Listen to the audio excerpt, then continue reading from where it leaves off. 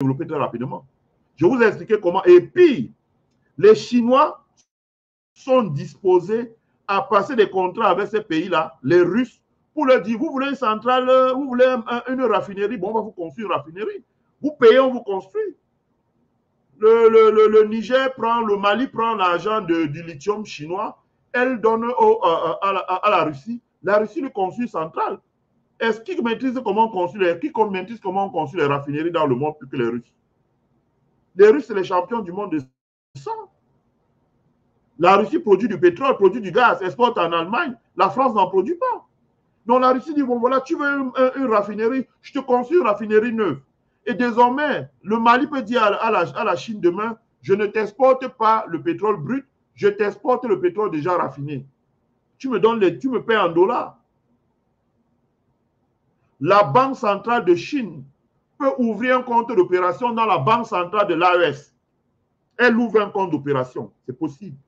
Elle ouvre un compte d'opération en dollars, en yens, la Chine a tous les monnaies du monde, en euros. Et elle dit, bon voilà, vous allez nous donner le pétrole. Vous, par exemple, nous importons pour 1,2 milliard de pétrole, de gaz, de tout ce que vous voulez.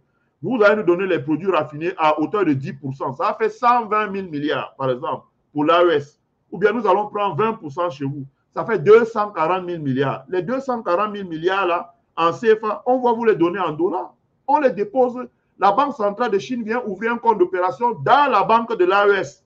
Elle dépose cet argent là-bas. Quand on va arriver sur la partie de la création de la monnaie de l'AES, je vais vous expliquer, je vais vous montrer les tableaux, je vais vous montrer les feuilles de calcul Excel, comment on fait ces choses-là. Même s'il faut prendre 2 heures pour expliquer, je vais vous expliquer. Même s'il faut que j'explique d'abord bien avant de faire le direct, je vais le faire. On est là pour ça. Donc, elle va déposer cet argent dans le compte de la Banque centrale de l'AES. C'est pour ça que les pays de l'AES disent, attendez, pourquoi créer encore, pourquoi dépendre du CFA? On sort du CFA. On sort du CFA. Comme ça, quand cet argent arrive, ça arrive dans notre banque centrale. La Banque centrale de Chine, la Banque centrale d'Inde, la Banque centrale de Russie, la Banque centrale de Brésil, ces grands pays consommateurs de matières premières, et même la Réserve fédérale américaine, même la Banque centrale européenne, vont venir ouvrir un compte d'opération dans la Banque centrale de l'AES et déposer cet argent là-bas pour les grands achats de matières premières. La Chine est un énorme consommateur. La Chine peut dire, bon, pour l'année là, moi je vais vous acheter pour 50 000 milliards au premier trimestre. Bon, premier trimestre, allez, je dépose 50 000 milliards de francs CFA là. C'est votre argent, c'est des contrats. Il y a toutes les clauses à l'intérieur. Vous faites couler le truc, nous chargeons à partir des ports, après les pipelines, et on part. Après, on fait les écorts, ce qu'on appelle les écorts. Ça veut dire, on prélève, on analyse, on s'assure que c'est seulement ça, on coche les cases pour dire voilà. La monnaie traîne parce qu'il y a d'abord des préalables, et je vais expliquer ça avant que je vais expliquer ça, je vais faire le direct là, etc. Voilà. Donc, il faut expliquer ça aux gens. Pourquoi que les gens viennent nous raconter les histoires là? Il me connaît au pour dire que je ne connais pas. Qui lui a dit ça? Il faut souvent être modeste. Hein? Ici, c'est la modestie. Je n'aime pas tous les gens qui se comportent comme on n'est pas au sous-quartier ici. Là. Donc, je vais vous faire écouter d'abord un premier audio. Je pense que celui-là va passer bien. Un premier audio, c'est la Banque centrale. C'est l'audio de. C'est l'audio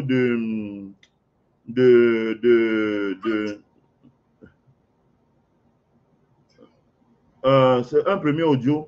C'est un élément de la télévision du Niger. La télévision du Niger sur les raisons de la création de l'Alliance des États du Sahel. Donc, vous allez d'abord comprendre les motivations. Vous allez comprendre ce que dit Ibrahim Traoré, ce que dit Assimi Goïta et ce que dit Abdourahmane Tiani. Parce qu'il faut donner la parole aux acteurs. Et non pas, ce n'est pas à France 24 de nous dire ici ce qu'on doit penser. On doit d'abord donner la parole aux acteurs. Donc, que les acteurs nous expliquent les raisons qui ont motivé la création de l'Alliance des États du Sahel. Donc, je vais vous faire écouter. Vous me donnez 1 minute, s'il vous plaît. Que je retrouve l'élément sonore, l'élément audio.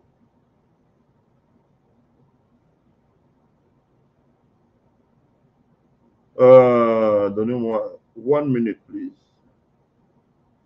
Je vais vous trouver ça.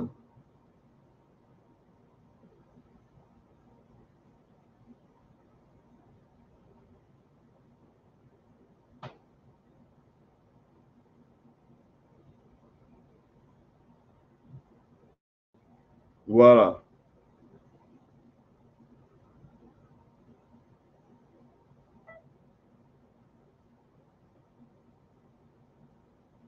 Non, ce n'est pas celui-ci. Je crois que c'est celui-ci. Ça fout là.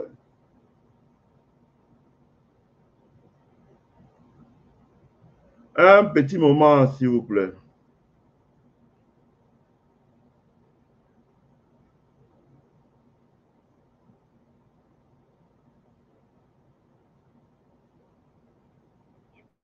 Et de renforcer le patriotisme. Contactez-nous dès aujourd'hui pour devenir partenaire. Oh non.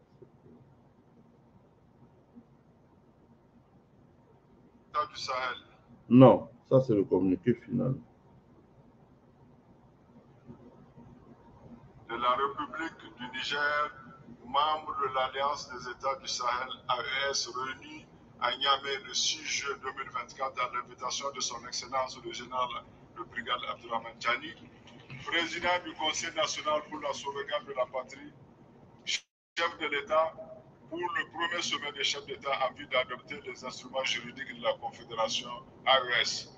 Rappelant notre attachement aux principes et objectifs consacrés par la Charte des Nations Unies, réaffirmant notre attachement aux idéaux, principes et objectifs de l'Union africaine et du panafricanisme, s'inspirant des traditions historiques et des valeurs des civilisations africaines, considérant la charte de l'Uptako du Gourma instituant l'Alliance des États du Sahel AES et signée le 16 septembre 2023 à Ouagadougou, Bamako et Niamey, soulignant la nécessité d'ajouter au domaine de la défense et sécurité prévue par la charte du L'Uptako du Gourma ceux de la diplomatie et du développement, tenant compte de la volonté des États et de la Confédération AES de mener une lutte commune et efficace contre le terrorisme au Sahel en général et dans la zone du L'Uptako Gourma en particulier, résolu de procéder à la refondation de nos États en se basant sur nos valeurs historiques, socio-culturelles pour l'émergence d'un type nouveau de citoyens pour la promotion d'une gouvernance vertueuse au service des intérêts exclusifs de nos populations, soucieux de créer un espace souverain de sécurité, de paix et de prospérité, déterminé d'assurer un développement durable en mettant en œuvre une politique économique et sociale endogène basée sur nos propres ressources et un partenariat respectueux de notre souveraineté, réaffirmant notre attachement à un multilatéralisme inclusif, respectueux de la souveraineté et des intérêts mutuels de nos États, en vue de contribuer à la paix et à la sécurité internationale, à la justice et au développement, résolu à coordonner notre action diplomatique en vue d'unir nos positions et de parler d'une même voix sur la scène internationale, avons décidé solennellement de la création de la Confédération des États du Sahel, AES. Décidons de doter la Confédération des instruments propres pour le financement de notre politique économique et sociale. Décidons de mettre en place des mécanismes visant à faciliter la libre circulation des personnes, des biens et des services au sein de l'espace AES. Adopté à Niamey le 6 juillet 2024 pour le Burkina Faso, le président du Faso, chef de l'État, le capitaine Ibrahim Traoré, pour la République du Mali, le président de la transition, chef de l'État, le colonel Assimi Goïta, pour la République du Niger, le président du Conseil national pour la sauvegarde de la patrie, chef de l'État, le général de brigade Abdourahmane Tchani. Voilà. Je pense que vous avez suivi. Je pense que vous avez suivi. Je vais vous faire écouter le communiqué final, mais je pense que vous avez suivi. Je peux vous faire écouter? Le Mali et le Burkina Faso viennent franchir un nouveau palier dans le processus de l'intégration sous-régionale qu'ils ont initié à travers l'Alliance des États du Sahel, AES, avec la tenue ce samedi 6 juillet 2024 du premier sommet des chefs d'État des pays membres de cette organisation. Après plusieurs rencontres bilatérales, c'est la toute première fois que le général Abdourahmane Tiani du Niger, le colonel Assimi Goïta du Mali et le capitaine Ibrahim Traoré du Burkina Faso se réunissent. Leur entrée a été triomphale dans la somptueuse grande salle du Centre international de conférence Mahatma Gandhi de Niamey, qui a servi de cadre à cet important événement dont le temps a été donné par les hymnes nationaux des trois pays. Les chefs d'État de l'AES vont non seulement se pencher sur la situation de leurs pays respectifs dans le contexte géopolitique actuel, mais aussi et surtout adopter un projet de texte créant une confédération historique. Ce sommet de Niamey l'est et c'est un grand honneur pour les autorités régionales hautes. Pour ceux qui nous observent, doivent désormais l'intégrer et surtout comprendre que seuls les ressortissants de l'AS décideront désormais de leur sort. Voilà. Point barre. C'est en toute souveraineté que nos États ont opté pour l'amélioration de leur gouvernance, prenant en compte les légitimes aspirations de nos peuples à travers une économie performante. C'est ainsi que nous réaffirmerons notre souveraineté et notre indépendance dans un espace géographique débarrassé de toute forme de menace, sans la condescendance de personne ni d'aucune puissance extérieure. La condescendance de personne ni d'aucune puissance extérieure. C'est cela qui nous mènera dans une dynamique d'intégration des peuples. Les trois chefs d'État ont tous pris la parole tour à tour sous des fortes ovations de l'assistance, à commencer par le Burkinabé, le capitaine Ibrahim Traoré. Écoutez ce qu'il dit Ibé. Sur la situation et amené Écoutez Ibé. À prendre leur destin en main. Lorsque nous prenons le cas du Niger, depuis plus de 40 ans, certains pays exploitent l'uranium pour produire de l'énergie chez eux. D'Ottawa jusqu'à Paris, les rues sont illuminées, c'est la lumière. Mais au Niger, c'est l'obscurité qui nous est servie. Lorsque vous partez dans nos États, nos sols sont troués de toutes parts pour rechercher les métaux précieux tels que l'or. Mais souvent, il n'y a même pas la moindre route accessible pour atteindre les zones où ils exploitent l'or, encore moins certains services sociaux de base. Voilà pourquoi nous avons décidé de nous révolter et de prendre le destin de nos pays en main. Il y a bien d'autres exemples. Mais lorsque nous avons décidé ainsi, eh bien, nous avons été approchés par certains esclaves de salon pour nous passer le message de leur maître. Parce qu'ils avaient créé cette sorte de chaîne polymère qui se relève à la tête de nos États pour les servir. Et nous sommes venus briser la chaîne. Et c'est inconcevable pour eux. Ils nous ont donc approchés et ils nous ont demandé de rentrer dans les rangs pour faire partir de l'élite qui doit diriger l'Afrique. Parce qu'ils ont une élite formée et formatée qui doivent suivre, qui sont incrustés dans cette chaîne-là. Nous avons refusé de rentrer dans leur rang. Et dès lors, les hostilités ont commencé. Et ils ont fait fourvoyer dans nos zones plusieurs mercenaires, des formateurs. Les agents sont descendus dans le Sahel pour espérer mener des attaques barbares, lâches contre nos populations, espérer les révolter. En plus de ces attaques sur le terrain, les attaques communicationnelles, la manipulation, la désinformation passent son plein dans leur rang. Mais les peuples du Sahel ont compris et plus jamais on ne pourra les manipuler. Ils savent d'où ils viennent, ils savent ce qu'ils font et ils savent d'où ils vont. À son tour, le Malien, maintenant, c'est le colonel Assimi Goïta.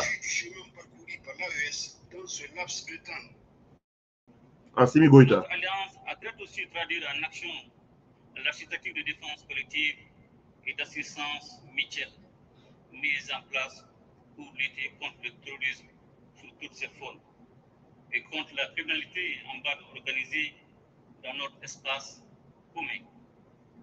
je tiens à insister sur la notion d'espace commun. Pour saluer la clairvoyance de mes frères, le président Tchani et Traoré, qui avaient pris les mesures nécessaires pour autoriser les droits de poursuite sur leurs territoires respectifs afin de traquer efficacement les groupes armés terroristes sans contrainte liée aux frontières nationales. Partagez sur YouTube, là, partagez. Sécuritaire à l'origine de la création de l'AES est parfaitement prise en charge par nos forces de défense et de sécurité qui opèrent en totale complémentarité face aux attaques terroristes. Nos forces se projettent désormais en posture offensive pour neutraliser ces groupes sans foi ni loi.